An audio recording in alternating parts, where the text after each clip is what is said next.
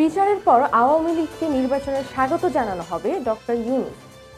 পাকিস্তানে যাত্রীবাহী গাড়িতে অতর্কিত হামলা, নিহত বেড়ে ৪২। এশিয়া কাপের দল ঘোষণা করল বর্তমান চ্যাম্পিয়ন বাংলাদেশ।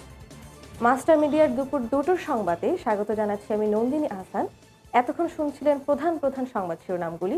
এখন চলে যাচ্ছি বিস্তারিত খবরে। আওয়ামী লীগকে নির্বাচনে প্রতিদ্বন্দ্বিতা করার জন্য স্বাগত জানানো হবে, তবে তার আগে জুলাই আগস্টে ছাত্র আন্দোলনে হতাহতের ঘটনায় জড়িত আওয়ামী লীগ ও তাদের সহযোগীদের প্রত্যেকের বিচার নিশ্চিত করা হবে। তাদের জবাবদিহিতার আওতায় আনা হবে। বিচারে অপরাধী প্রমাণিত না হলে তারা নির্বাচনে অংশগ্রহণের অধিকার পাবে। যারা অপরাধী নয় তারা নির্বাচনে অংশগ্রহণের জন্য অন্যদের মতোই স্বাধীন। আওয়ামী লীগের বিরুদ্ধে রাজনৈতিক ভিত্তিতে লড়াই করব আমরা। জুলাই আগস্টের গণ অভ্যুত্থানে নিহত ও আহতদের নিয়ে কথা বলার পাশাপাশি আওয়ামী লীগের নির্বাচনে ফেরা ইস্যু নিয়ে টাইম ম্যাগাজিনকে দীর্ঘ এক সাক্ষাৎকারে অন্তর্বর্তী সরকারের প্রধান উপদেষ্টা ডক্টর মোহাম্মদ ইউনূস এ কথা বলেন। এবারে আন্তর্জাতিক সংবাদ। পাকিস্তানি যাত্রীবাহী গাড়িতে অতর্কিত হামলায় ৪২ জনের মৃত্যুসার ঘটনা ঘটেছে।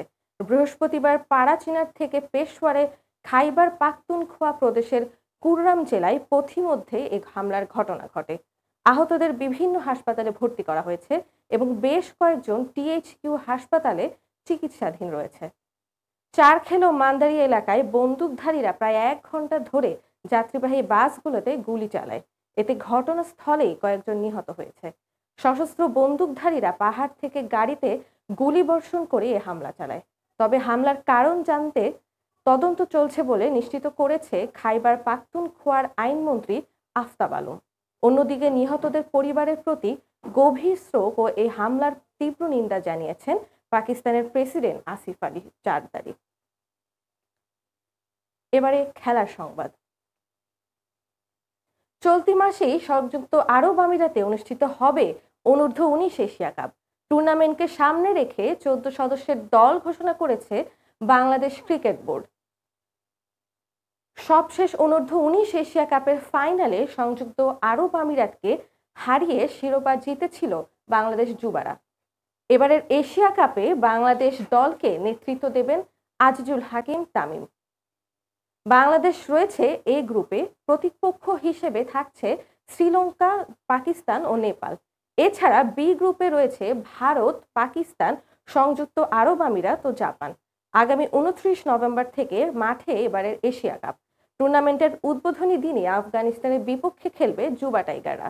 দ্বিতীয় ম্যাচে ১ ডিসেম্বর খেলবে নেপালের বিপক্ষে। আর ৩ ডিসেম্বর গ্রুপ পর্বের শেষ ম্যাচে লঙ্কানদের বিপক্ষে খেলবে জুনিয়র টাইগাররা। এই ছিল এখনকার মতো সংবাদ। পরবর্তী খবর শোনার জন্য চোখ রাখুন মাস্টার মিডিয়া পর্দায়। ধন্যবাদ।